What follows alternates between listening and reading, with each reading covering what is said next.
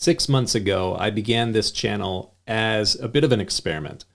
I wanted to challenge myself to see if I could post a video each weekday, and I wanted to see what kind of reach these videos could have as I would post them. I like experiments, so consider this another one.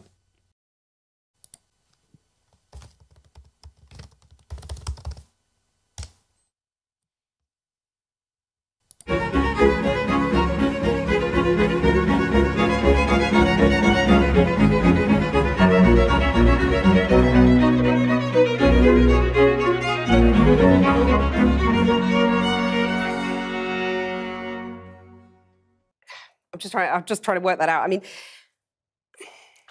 Gotcha.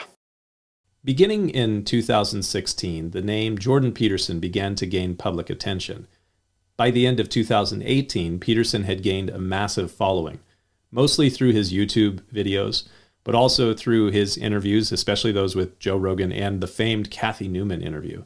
His book, 12 Rules for Life, and a book tour that stopped in some 100 cities where he spoke to packed theaters of 2,000 to 5,000 people at a time.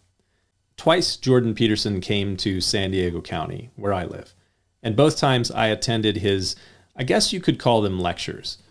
The first time I went by myself because no one I knew much about Jordan Peterson or was very interested in it.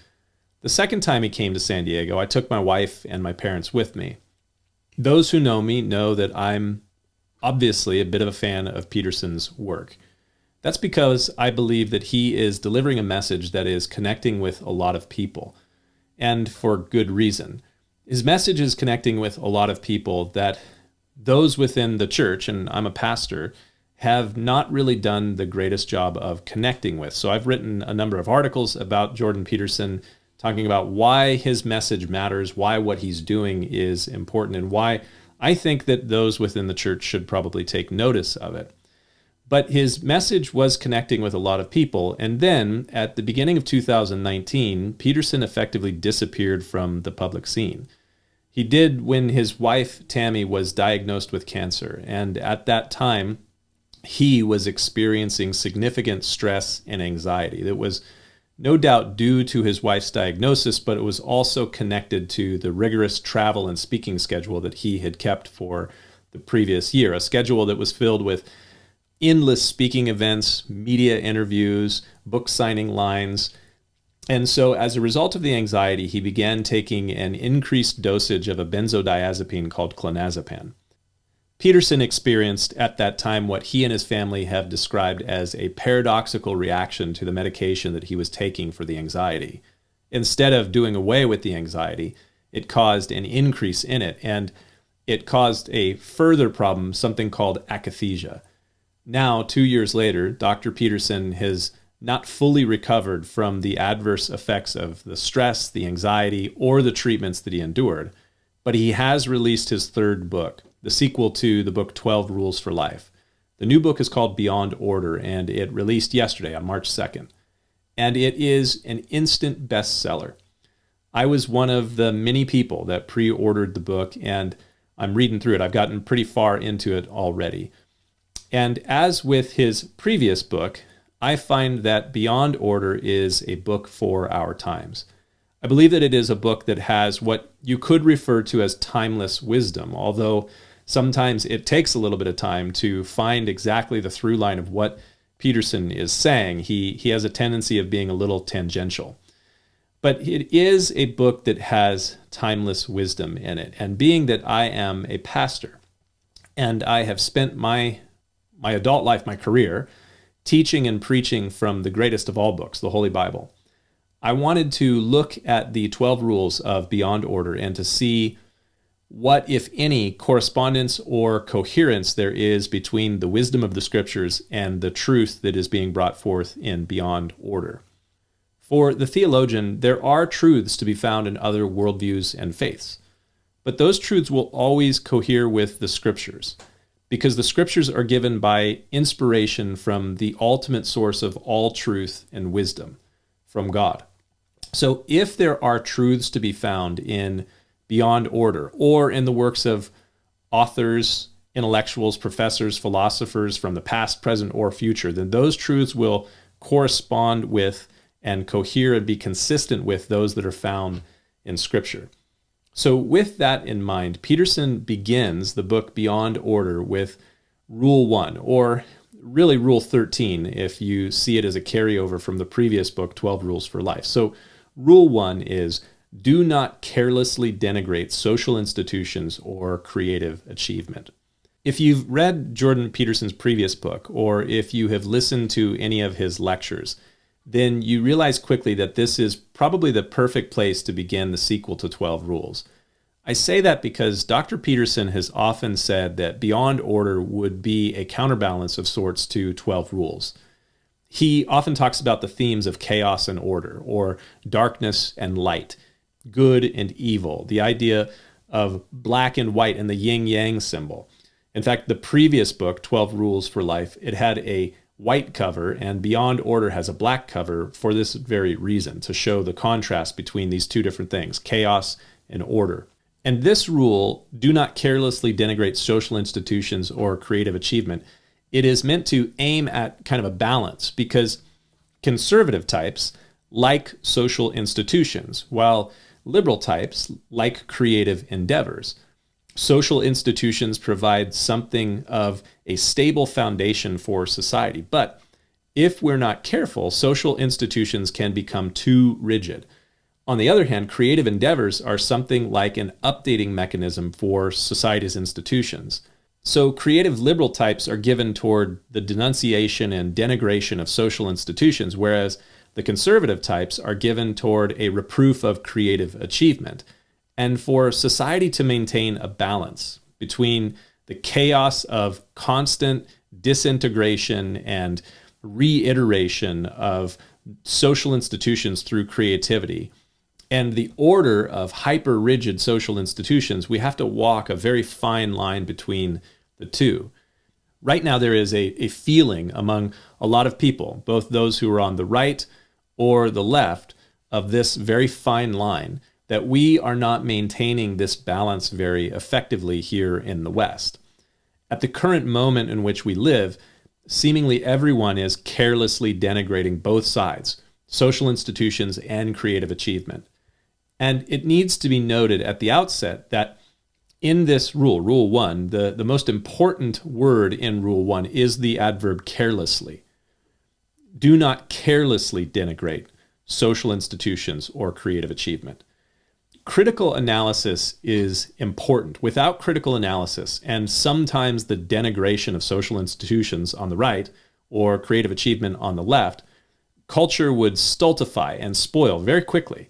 But the carelessness with which such criticism and denigration are given in our social media saturated society is disconcerting. The extreme right, manifested in the starkest contrasts of its worst form, is what we saw in Germany's Third Reich. And we don't want that ever again. We would say never again to such a thing. Society can be given to far too much order. But let's not fail to recognize that there is an extreme left. And I would suggest that extreme leftism is what you see when you examine the extreme socialistic and communistic forms of the Cold War era of the 20th century. That's what you get when you throw all the forms of Western government off the table and you say, let's just deconstruct and disintegrate all of it and we'll build back better than ever. No doubt the outcome of our rebuilding is going to be so much better than anything we've ever done through our creativity. Inevitably, it's going to be so much better. Don't be so sure about that. We right now are in the tension between these things. And I think our entire society recognizes that we don't want the extreme right ever again. We don't want Nazism, and we definitely don't want fascism. But unfortunately, there is still this allure in our culture toward a creative deconstruction. I certainly see it, and I think that that's probably what Jordan Peterson sees as well. And he's not the only one. There are a number of high-profile cultural commentators that are seeing the same thing. People from all across the political and ideological spectrum, from liberals like Bill Maher to conservatives like Dennis Prager. There is a segment of our society that has been taught to believe that the only hope for us is what they call fundamental transformation. And again, don't be so sure that that's a good idea. But as I said previously, at the current cultural moment that we are living in, there is a whole lot of careless denigration of social institutions and creative achievement, mostly which comes through social media. And the reach and the speed at which we are able, with things like Twitter and Facebook and other social media platforms, to thoughtlessly quip against institutions and achievements is potentially dangerous. What's more, the feedback from comments on these posts and the amplification of these thoughtless critiques by likes and upvotes creates a toxicity that can be caustic and corrosive. In a matter of seconds, we are able, through social media platforms, to regurgitate our mindless musings, and we act as if doing so is without consequence. But as a result, we are now stuck in a positive feedback loop that can, much faster than we realize, be extremely destabilizing. Ideas have consequence. They are not benign, and we must be careful with these things, or else we're going to see total destruction. Again, social institutions and creative achievement are not beyond the pale of criticism or even denigration. Sometimes, and maybe even many times, institutions and creativity need to be scrutinized. But the criticism requires careful and thoughtful critique. You can't just blow everything up, tear it all down, and build back better. Demolition is always easier and faster than construction. So you better be pretty damn well certain that the beams that you're tearing down are not load-bearing. 3,000 years ago, the wise King Solomon of Israel wrote, "Do not remove the ancient landmark or boundary which your fathers have set." He repeated that twice in the Proverbs. Intriguingly, before Solomon was old enough to ascend to the throne of Israel, his late half-brother Absalom had tried to ascend to the throne, and his story is found in the Old Testament book of 2 Samuel. There in 2 Samuel 15, the story is told about how Absalom would get up early and he would go down to the city gates, which were effectively the courthouse of the ancient world, and he would position himself there each day. And from that place, he would sow distrust in the social institutions of the day. Absalom would speak subversively against the justice system of his father, King David. And to be very candid, a lot of what Absalom was saying was true. There was a lack of justice from his father. Absalom's father, David, had been rather unjust and unrighteous himself. But Absalom was careless when he would say, "Oh, that they would make me judge in the land, and that everyone would bring their lawsuits to me, because I would bring them justice." Careless denigration fails to see wisdom in or from others. It foolishly believes in oneself as the only right source of wisdom and truth. You could make the case that Absalom's anger against injustice in his day was reasonable. His father had been guilty of adultery, murder, and a year-long cover-up. And in the wake of his father's transgressions, Absalom's sister was sexually assaulted by one of Absalom's half-brothers, and David did basically nothing about it. So Absalom took justice into his own hands. "Oh, that they would make me judge in the land, and I would give justice." So like I said, Absalom had a reason to be angry about injustice, but he was careless in the way that he dealt with his anger and the injustice. And his move to deal with the problem ultimately was an insurrection, which greatly shook the nation, and it resulted in his death and in the deaths of others as well. He was careless in his criticism, and he was foolish in how he thought to rectify the injustice. Many years later, Absalom's younger half-brother Solomon would write, "Do not remove the ancient landmark or boundary which your fathers have set." And then in the course of time, nearly 1,000 years of time, a son of David in the line of King Solomon, many generations removed, would come and he would wisely critique the religious institutional establishment and the artistic wonder that was the temple, which David and Solomon had a hand in producing. But this critic was thoughtful and careful and righteous in his denunciation and reproof. But even though he was thoughtful and careful and righteous in his critique, he was crucified.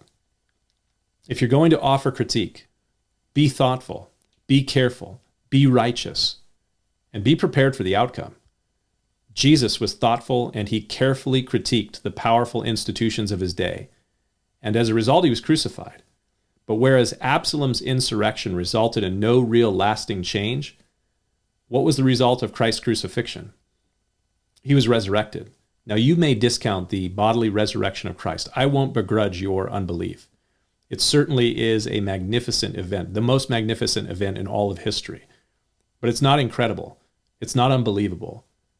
I do believe in the bodily resurrection of Christ, but even if you choose that you do not, you can't argue with this fact. Something about Christ rose from the grave and brought down the establishments he thoughtfully and carefully and righteously denounced. Ultimately, Christ, his Spirit, his Word, it has brought down many unrighteous institutions. And he will continue to do so because his denigrations were right and true and thoughtful. Absalom's anger over injustice was reasonable, but he was careless, and his carelessness resulted in his death and in the deaths of many of his followers. Jesus' anger over injustice was righteous, and his actions in dealing with injustice was righteous as well. And his righteousness has brought about justice, righteousness, and salvation for many. So do not remove the ancient boundary or landmark which your fathers have set, and do not carelessly denigrate social institutions or creative achievement. The coherence of wisdom is rather strong and something to think about.